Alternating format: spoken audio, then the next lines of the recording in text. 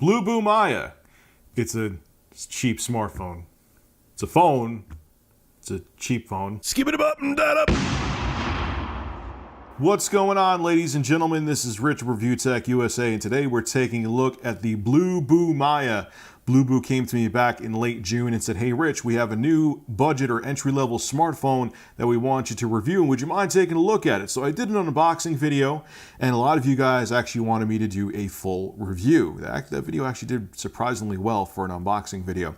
Full disclaimer before we get into the phone review, I am not being paid in any way, shape, or form by BluBoo to do this review. Yes, I got a sample from them, the BluBoo Maya sample right here. Yes, I get to keep it, but I am not being paid any kind of money for an opinion. So let's start off by talking about the basics of the phone and the build quality. This has a 5.5-inch display, so it's a big display for a budget phone. And for its price point, it doesn't feel super cheap. This phone is actually sub $90 on Amazon. Let's take a look around the phone and I'll show you some of the positives and negatives to the build. Now, the nice thing I didn't know until I did a bunch of research on this phone, and one of the things I actually missed was that this has Corning Gorilla Glass 3 on it. This is like an upper 80s US dollar phone on Amazon, and it has Gorilla Glass on it, which that kind of surprised me. I know they have Corning Gorilla Glass 4, this has 3 on it, but still the fact that it has any kind of Gorilla Glass on it, to me was a pleasant surprise. Take a look at the bottom here, and you have your speaker ports, and you have micro USB. You're not gonna have USB-C on here. Again, it's a budget phone. On this side, we have the power. Actually, let me flip it around here so I can explain better. We have the power and the volume buttons. Yeah, this is one of the biggest gripes I have with this phone. I have some others we'll get into later, is that this is the power button. These are the volume buttons. You noticing something?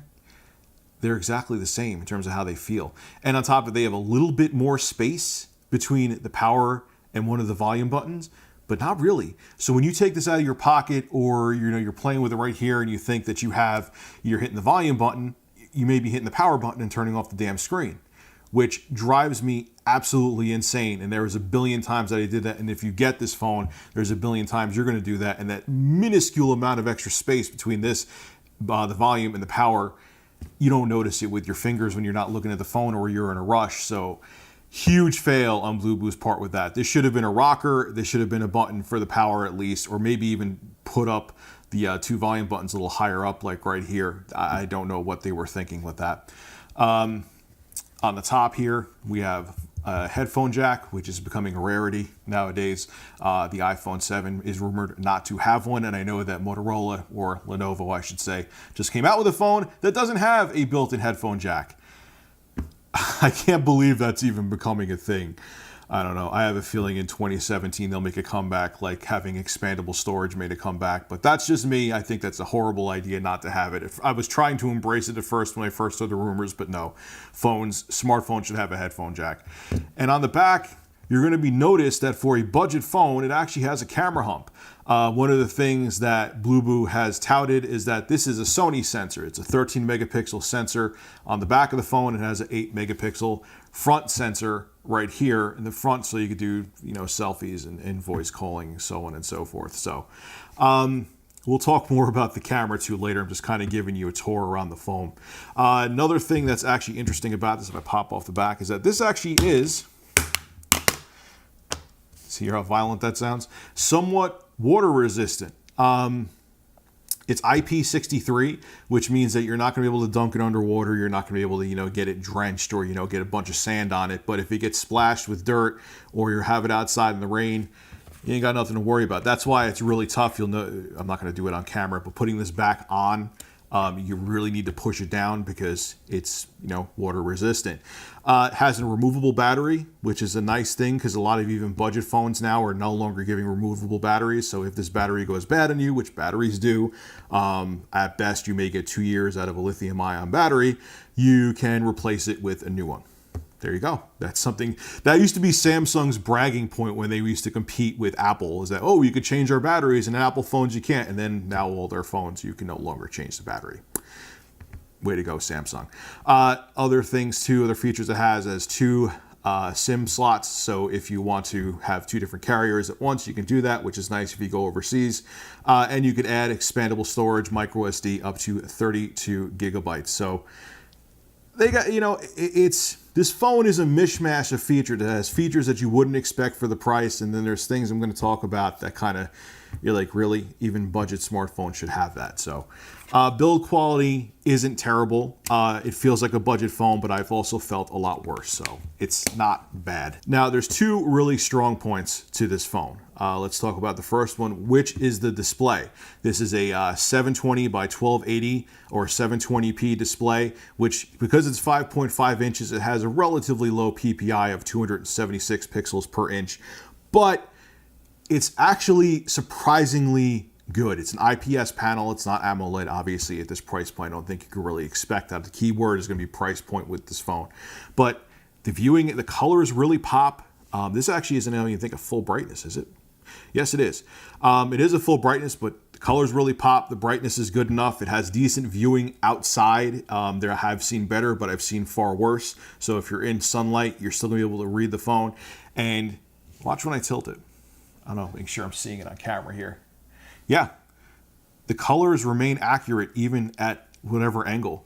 There's a lot of phones I've seen, not as much now because technology is getting better and they're packing more into lower prices. But even to this day, I've seen a lot of entry-level smartphones where when you tilt the screen, the colors really start to shift. Not on here. So everything's really bright and really vivid. Text is really easy to read, as you can see here. I'll scroll down. So if you're looking for a phone that you're basically looking just to read news articles and go on Facebook, that is one thing this phone does have. So the display, I have to say, I'm pleasantly surprised with. I'll show you one of the features of the display too. They kind of copied from other cell phone makers. Let's go to display here. And they have something called mirror vision. So you could do, go to picture modes. You could change it to vivid. It'll make the colors pop even more. You could do your own settings. So for once again, a sub $90 phone, I have to say, even though the resolution is low, you really shouldn't expect more for 720p than 720p, I mean to say, for 80 something dollars. And again, great viewing angles, and it makes reading text really easy because it's such a big screen. Now, obviously, me making a phone call here while you're watching a YouTube video, you're not really going to be able to tell the sound quality. But one of the most important things about phones that no one really talks about anymore is that they're phones. Smartphones are meant to make phone calls. It's kind of, well, one of their most important features. And okay, I got to give this phone credit where credit's due. Now, it's only a 3G phone, which we'll get more into in a minute. But making phone calls, I called a whole bunch of people. People on the other end sounded loud and clear. I asked them how I sounded. Some of them even thought I was on a landline. So call quality is really good on this phone. It sounds clear. People on the other end sounded clear. They said I sounded clear. So no complaints there. You're going to be able to make phone calls, no problem. And everyone's going to sound nice and clear when they call you. So as a phone, it's functional. It works fine. Now, one of the very surprising things is that this actually comes with Android Marshmallow out of the box. And usually budget phones always are a generation or two behind when it comes to Android software. So you're getting the newest version of Android when you get the BluBoo Maya. And it's something you don't see very often when you get unlocked budget phones. So kudos to them there as well. So you're going to get all the Android 6.0 features instead of having to be a couple steps behind and miss out on some things that people with premier smartphones or flagship smartphones are getting to enjoy. Now, as a benchmark is playing in the background, let's talk about the hardware specs of the BluBoo Maya, because they're not great, but they're not bad. The system on a chip that is in here is the MediaTek MT6580A,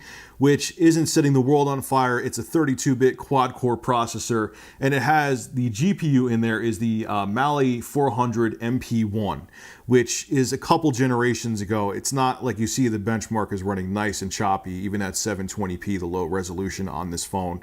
So don't expect, games to run super smooth. Like, you could play Dead Trigger 2 on here and you'll be able to play it at low settings and it'll maintain around 30. So you can play games, but don't expect, cutting edge graphics or super smooth frame rates like you would get with a flagship smartphone that has a Qualcomm Snapdragon 820 in there. Another thing I should mention, which is actually nice though, is that most budget smartphones around this price point only have 1 gigabyte of RAM. This phone actually has 2, so that is one of its benefits, is that apps and some tasks will run a little smoother, and this phone won't get bogged down as quick as other entry-level smartphones because it has a little extra bit of memory to work with. Now you're probably thinking, Rich, even though this is a 3G phone, I almost forgot to mention that in a second, even though it has a low-res screen, it has a huge 3000 milliamp battery. The battery life must be amazing on this. And no, it's not. It's not bad, but it's not as good as it should be. For a low-res screen, for a slow processor with an older graphics in it, you would expect this phone to have, a couple days of battery life with moderate use, but you don't. On screen time, if you're watching movies or playing a game, you're gonna get like 3 hours at the most. And even if I left the phone in my bedroom, okay, with it turned off and it just wasn't connected to a charger, by the end of the day, like I would say about 10 hours in, the battery would be almost dead. 12 hours, the battery would be completely dead. And that's if I didn't use it. So battery life, I don't know, maybe if there's some kind of software issue and maybe something was running in the background that shouldn't, because keep in mind, I got this phone before pretty much it was almost released. Maybe there needs to be even more updates. But battery life for a phone that has a low resolution screen and I might as well say it, an anemic processor and graphics processor, is not that good. Maybe they'll fix it with more updates, BluBoo. They'll add some firmware updates or whatever. But right now, battery life isn't terrible, but it's definitely not good for a phone with such a low-res screen and such a big battery. So now let's talk about this bad boy, the camera. This is something that BluBoo really pushed. They were like, hey, it's only a 3G smartphone, which 3G drives me crazy. Even budget phones now have 4G LTE. Even though it's only a budget phone, you could take great pictures with it. Even on their website, they really push this as a picture phone. And I have some sample pictures and video I have on my computer. Let's take a look. Now, this is the front-facing camera on the BluBoo Maya. Okay, the quality isn't horrific, but it stretches everything on the top of the sensor. Look at the top of my head. The top of my head, I look like I have an egg for a head. Now, yes, I have a very round head, but if you even look at things in the background, they're kind of stretched out. It's just... I look ridiculous, minus the fact I'm purposely making a terrible face. Yeah, so the front-facing camera is kind of a fail. Maybe mine is just effective, but anytime I took a picture with it, they looked like this, and things at the top of the picture were stretched. Now, this is a picture I took outside with natural light with HDR off, and actually pictures look much better on the BluBoo Maya with HDR off. The shadows look much more natural. The tree bark looks more natural. There's a lot more range and color and shadow when HDR is off. Usually you'd think it would be the opposite, but no. Now let me show you the same picture that I took. I took in the same spot with HDR on. This is now with HDR on, and as you see, all the colors just look kind of washed. It's not a bad picture. I've seen worse, but HDR doesn't really do anything. It just makes the colors not look as vivid. It makes the shadows look kind of washed out too. And on top of it too, because this isn't a great sensor in the BluBoo Maya, when you use HDR, it takes a couple seconds for it to actually finish taking a photo. So you better have pretty damn still hands. So I would say avoid HDR. Now this is where the BluBoo Maya's rear-facing camera tends to fall off. Even though it's 13 megapixels and the sensor's made by Sony, unless there is a ton of light, it falls apart and there is a ton of noise in the picture. This is without HDR and there is noise all over the place. And even though the shades are closed in this room, there's still a decent amount of light coming in. And it almost, minus where you see the window where you could obviously tell it's daytime, it almost looks like it's nighttime in the rest of the room. The sensor needs a ton of light. So even if you're looking to take pictures indoors during the day, the BluBoo Maya is just not going to work out for you. Now, the max resolution the BluBoo Maya will record video in is 720p. And again, outside with a lot of daylight, a lot of natural light, it looks okay. It does have electronic image stabilization, but it's terrible. Don't use it if you do get this phone because it looks like you're walking through jello. Everything just wobbles all over the place. It's far from the best video footage I've seen a phone record, but it's not bad. No, I am not recording in a black hole. I am recording video footage again with the BluBoo Maya in the same room that I took a picture before. Now, if you think the sensor falls apart when you're taking still images, if there is not enough light, if there is not an insane amount of light when you're recording video, everything just looks black. Now, this is in my studio where I record for Review Tech USA with the studio lights on. You saw them just there? And look how dark everything looks. The BluBoo Maya, when it comes to recording any kind of video footage indoors, is a complete fail. Even for a budget smartphone, this is unacceptable. So final verdict time. Do I recommend the BluBoo Maya? Maybe, and even then I would tell you to look at other options. If you really are just going to be on Wi-Fi all the time, which I'll talk about in a second, maybe I would say, okay, maybe you just want it for the screen, you're going to be consuming content. But the Wi-Fi on this phone is so finicky. The GPS on this phone is finicky. Maybe mine's defective, I don't know. Maybe BluBoo needs to make another firmware update, I don't know. But it's only wireless N, and it's only 2.4 gigahertz. And really disappointing Wi-Fi coverage. And it only has 3G. So maybe you have some kind of unlimited service. You're like, oh, Rich, I have 4G LTE. This phone won't work with it. So the BluBoo Maya, there's way too many other better options out there. There's phones that are cheaper than this phone. Hell, if you're an Amazon Prime member, you could get, they have the Blue R1 HD, I believe it is, that has 4G LTE. And I've seen some picture samples from it, and I know it can wipe the floor with this phone's camera.